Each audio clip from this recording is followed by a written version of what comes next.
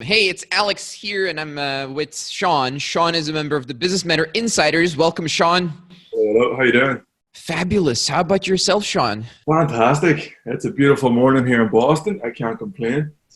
You're Irish and in Boston, but I'll cut to the chase. You were born in the United States. You're also American, so you're a fake Irishman. But let's talk about business. So you had some good news from last month. What's the good news that you'd like to share with all of us? yeah, just short of a five-figure month, my first five-figure month. So 400, I think it was $400 short. So super excited. I'm learning a lot, implementing a lot, and things are moving. Wait, five-figure month. Let's talk specifics here. People like specifics. Everyone's saying all this, figure that. What are the specifics? What happened? So I got some new clients on board. I've been helping them with understanding more about their actual research and helping them progress their understanding in marketing. And then from that, then I've been able to close more clients for copywriting services because I've got that trust, I've got that authority from helping them. And that's pretty much what's been going on. So these clients have been coming back to me and they're willing to invest more money into working with me because of that reason. So this month has been pretty much based on that. Clients that I've raised my prices, they're happy to pay that. And as a result, I've had more revenue. So. Right. And what exactly was your revenue? What was the number? If you want to share, of course. $9,555 in total. All right.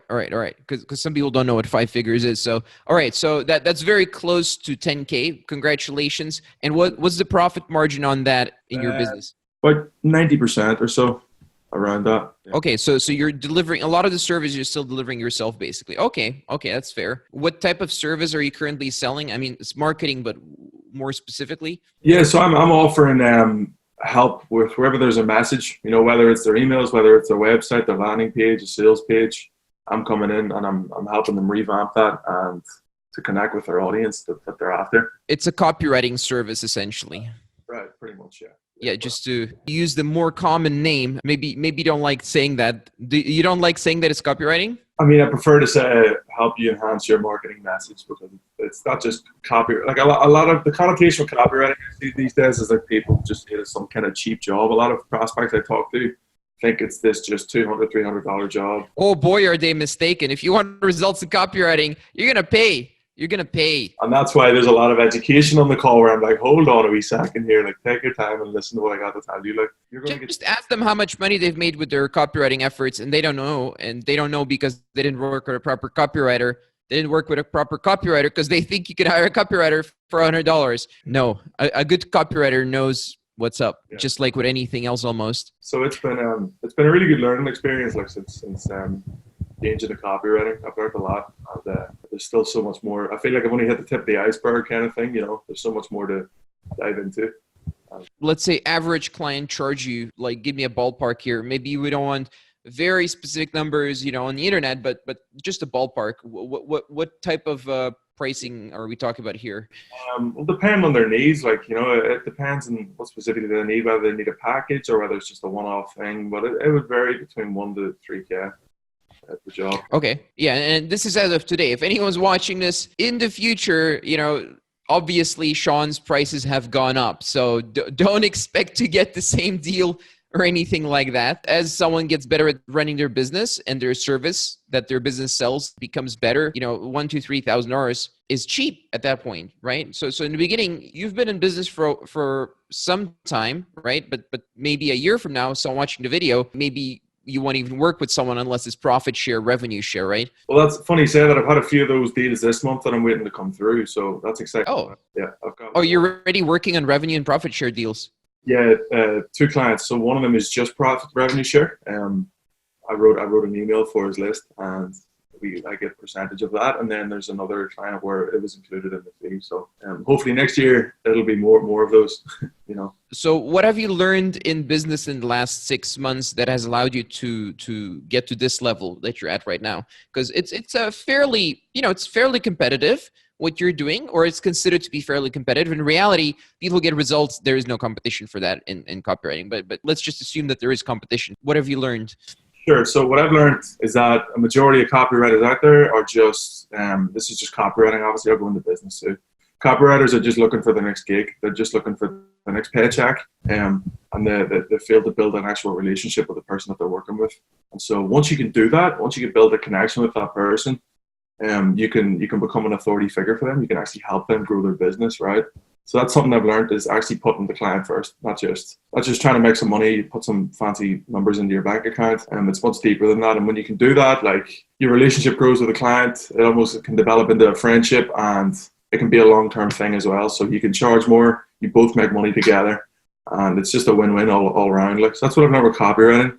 And with business, it's kind of the same, you know. The more you serve your client, the more you're actually out to help them. They can sense that. As humans, we can sense that if someone's just trying to get one up on us, then, we're not interested. So in business, I've realized that the more you can just be authentic in what it is you're trying to do, the better you can end up with the client or without the client, regardless. Hope that makes sense. Okay. And what about your ability to sell to people? So what you just described, I would consider that to be part of sales, but absolutely. It's all transferable. It's all transferable. Like, it's it's taking away the ego, I suppose. Not to sound woo-woo, but taking away your ego to make money and just helping the person for where they're at, meeting them where they're at. And when you do that, like, they know that, they sense that, and they bring the guard down, and they want to open up and actually explain more about what they're actually going through, and not just the surface level problems. And so when you can get there and you can dig into that, then it's a lot easier. It's an actual conversation. It's not, to me, it's not even a sales. It is a sales call, but it's not like I'm doing the sales thing now. I'm actually having a conversation with them. That's real, that's authentic, and it helps. It's helped a lot. So I think that's single-handedly been what's allowed me to grow the business to where it's at now, like 100%. What have you learned in terms of lead generation? Like, how do you get all these clients? We don't have to get into the nitty-gritty, like every step of the way, that would take hours. But what have you learned in terms of lead generation so far? Like, what types of stuff are you doing? Well, I've learned a lot of the stuff from the mastermind, following the processes in there, and the strategies that are provided. So that's certainly been a really big help. And then I'm also doing other stuff too within the mastermind. I'm posting a lot on my Facebook wall. I'm building that authority too. I'm showing that I know what I'm on about. I'm not just some guy on Upwork, trying to make some money, or just some guy just running a freelance business. I'm actually really diving into this stuff, and I'm posting every day. So with that, I'm generating inbound leads too. So slowly, it's a long game though. It's not just a month or two turnaround. This is a long game. So I'm posting every day, and with that, I'm improving my writing every day. People are seeing that. People are seeing that I'm getting better, and it's slowly going up, which is great. So that's what I'm doing mostly. I've been playing around with cold emails as well. Just other things I'm trying out. There's always something new I'm trying. So that's interesting. And what was your life like before? I think this is a very interesting story. What was your life like before you figured out how to run a business? And when was this? I'd been traveling. I came out of university studying computer science. I wasn't really too into, with the degree, I was working like a full-time job for a year. It was and I hated it, absolutely hated it. I knew that I couldn't work 9 to 5. It was just right there and then I was I'm not going to spend 40 years doing this. And so I decided to go traveling, where I was playing music, working on construction sites, you name it, I'd done it, kind of thing. And I was just kind of figuring out what to do. Just going through life. Traveling was good, but I had no idea what direction I was going in. And so with that, I was right, okay, I got to figure something out. And then the music obviously provided a lot more time. So with more time, I had more hours to figure out what I was going to do. And that's where I kind of started listening to different books. Millionaire Fastlane was one of them, Unscripted. Those kind of books helped trigger me to develop that drive to want to build a business. And so that's where I stumbled across another member in the group, and they referred me to BMI. And from there, then I've just learned. It's just been constantly learning new things, exciting things, implementing new things, and seeing results. So I don't know where I would be without. Not to sound corny, but without BMI, I don't know where I would be. Probably still working on the construction side, failing out some other business model. I'm not sure. Okay. Well, it's been interesting seeing how you progressed from when you joined, you were literally still playing on the street. By the way, there's another person in BMI who used to play in the street. I'll introduce you guys. Oh, really? We'll share some stories. Absolutely. Yeah. He's doing well. He's doing well. Almost 7 figures right now. But anyway, isn't that funny that it's 2 people? I would never have expected that. But anyway, so you were basically doing that type of stuff, and then you're like, oh shit, how did you switch to actually sitting down behind a computer for 8 hours a day and actually building a business after that? Like how was that transition? Still, I was already used to kind of working behind a computer with my background in computer science, so there was no Oh issue yeah, with yeah. understanding that. But I don't know. I really enjoyed learning new things. I enjoyed the hustle. I enjoyed putting in the time to understand and learn and just grow, kind of thing. To me, it wasn't really like, oh no, I've got to put in 8 hours a day. Like it wasn't like that for me. I was just eager to learn and move forward. So I don't know. I'm sure you realize too, when you're not focused on the time goes by quicker. So that was just kind of like what it was like for me. I wasn't dreading work. I wasn't like, oh no, I have to work until whatever time, 5, 6 p.m. I was just getting it done, man. And that's pretty much been the same thing. Like, I enjoy what I do. And how has your life changed since then? So we know what you were doing before, Yeah. and what are you doing now? Maybe you're traveling less. Yeah, so I got a lot more freedom, but I am traveling less, which is kind of funny because you'd think more freedom equals more travel. But I've had the ability to be able to move and see my family when I want to, which is fantastic. You know, I'm not locked down in a job where I can only visit my family once or twice a year. I can go and see them whenever I like. But I find that traveling too didn't really help me as much. In terms of progress to slow down with the business sometimes. It was just harder to maintain, right? So although I have more freedom, I'm spending more time in one location to try and grow this thing to where I want it to be. And then I'll maybe commence traveling again afterwards if it's sustainable, kind of thing. So to answer your question, freedom, enjoyment, I suppose. Then I'll have to get up on the early Monday morning and sit in Boston traffic for 3 hours and go to some office I don't want to be in.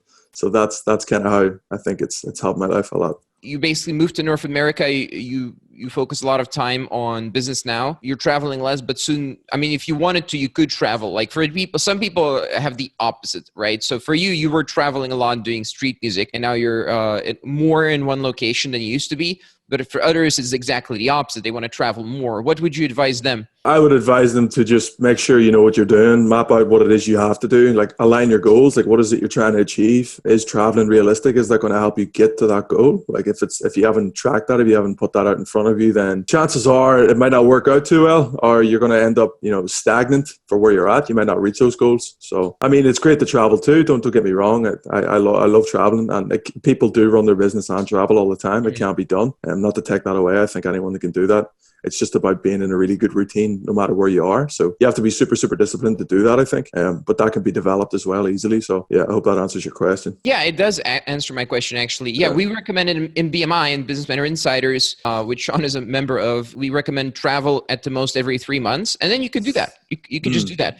Preferably to places that, I understand people want to have fun. They want to go to all kinds of places, and that's fine. But preferably to places with good internet, right? And like air conditioning if it's a hot place. So you should be able to afford a place with air conditioning at least. If you can, North America, some parts of Asia, some parts of Europe, they're better than other parts because there's better internet, there's better you're not going to get killed in traffic or something like that. You don't have to end up in a hospital. But it is also possible to be more adventurous and go to like Thailand and whatever. Like everything is possible. It's just a matter of how much are you willing to sacrifice in terms of business growth to be able to go to anywhere, right? So some people want to sacrifice 80% of business growth and they just want to travel all the time. We still recommend every 3 months and they can do that. Other people, they want to sacrifice 0 and they stay mostly in one location, like big city like Boston, London, New York, and so on. But their business grows faster. They can hire teams faster and so on, right? So it's personal choice,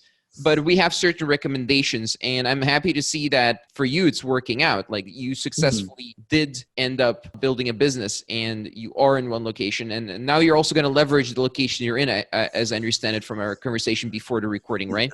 Yeah, it has to be done. I mean, I'm in one of what did you say Boston is? It's one of the 3rd biggest cities in the United States. Boston is one of the wealthiest, like Massachusetts, it's the top 3 wealthiest areas in the United States. That's the correct thing. Yeah. I would have to be a lunatic not to start leveraging that, not to start going to events and meeting people. And yeah, that's just silly. So yeah, I'm going to start doing that, obviously. Start going to meetup events. People spend their entire lives. They don't make it there. Then they have children. And then they spend another half of their life teaching the children just so they can go there, just so they can study in that kind of area, just so they can get to know people from that area, just so they can be around success. And you're just there. You're just like, hi, what's up? So may as well use it. It's like the cream of the crop there. Because I used to live there and, I don't consider myself cream of the crop or anything like that. But certainly I've met truly amazing people. Like I was introduced to, I think I met the first billionaire that I ever met was in Boston, I think. Certainly the first person making 100 million I met in Boston. So that was interesting indeed. Very nice location. So thanks for sharing, Shawn. I really appreciate Absolutely. No problem. No problem. Yeah, that's interesting. I will talk to you more about that. Sure, why not? See you on the calls. Anyone watching this, reach out to me if you have any questions. And thank you for watching. See you in the next video.